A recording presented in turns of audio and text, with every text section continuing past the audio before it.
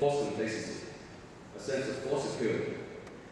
And people say, you know, what's going on? I mean, what's the big deal? There's nothing happening out there. Nothing has changed since last year, since 2 years ago. Let me assure you, within 10, 20 years, the Earth will see huge changes.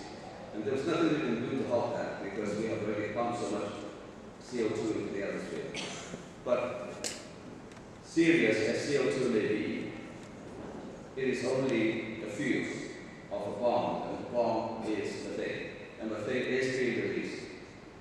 Methane is being released in the animal agriculture, that we can control. Methane being released in the permafrost, we cannot control. And it is already beginning to happen. IPCC came up with the worst case scenario. That means it will raise the global temperature by about 10 degrees without factoring in methane.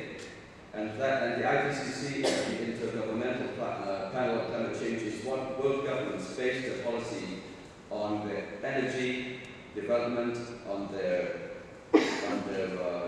policy in terms of fossil fuel use, biofuel use, etc. Now, even without climate change, our direct assault on the environment has already precipitated huge changes in the Amazon rainforest, for example. The Amazon rainforest contains 1/3 to 1/2 of all species on Earth. So if we have 20 species on Earth, we have 7 to 10 million species in the Amazon. The Amazon, as a result of direct human assault due to deforestation, and deforestation today is done for the cultivation of soy, partly to feed Brazilian cattle, partly to turn into ethanol, both to supply North American diet as well as transportation and fuel needs. It is us causing the Amazon deforestation, ultimately. But worse than that, the scientists have already said that the Amazon will dry out. That was as early as 2003 and 2004. 2003 and 2004, they were booed as alarmists, as doomsday prophets. Came 2005, a huge drop came down, which hasn't let up. And if I show you those photos, you will be flabbergasted. That is not what some of the people would suspect the Amazon would look like. It is like a desert. And the Amazon is set to become a desert by century end. And that is global warming as well as direct assault. In 2007, the amount of Arctic sea ice melt suddenly took a plunge that was off scale. Its gradient was 3 times more steep than the worst case scenario predicted by the Intergovernmental Panel on Climate Change. So that Mother Nature completely trumps our best computer models and say, look, you're underestimating me. Let me show you what I can do. As far as I'm concerned, the tipping point in the Arctic sea ice melt has already gone. The Amazon rainforest tipping point is gone. There are another 7 that are not gone yet, and unless we can arrest all these other tipping points, our entire Earth will be gone as well.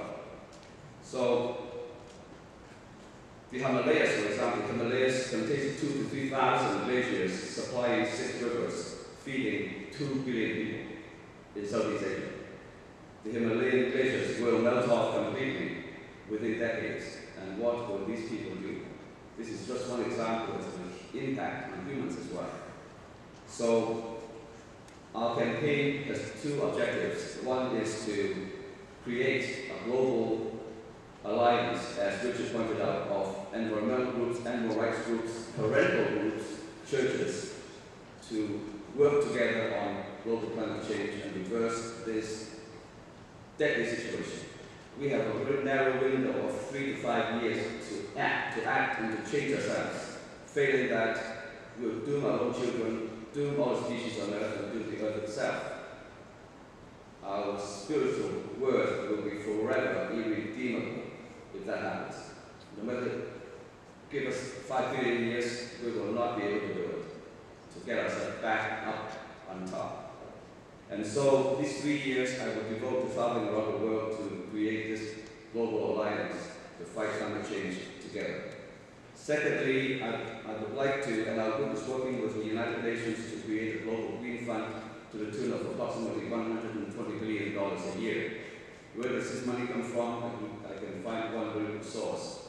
The global military budget is $1.3 trillion a year. Cut it by 10%, and we've got $130 billion a year. Without this budget, we cannot proceed on some of the necessary projects that is non-profit.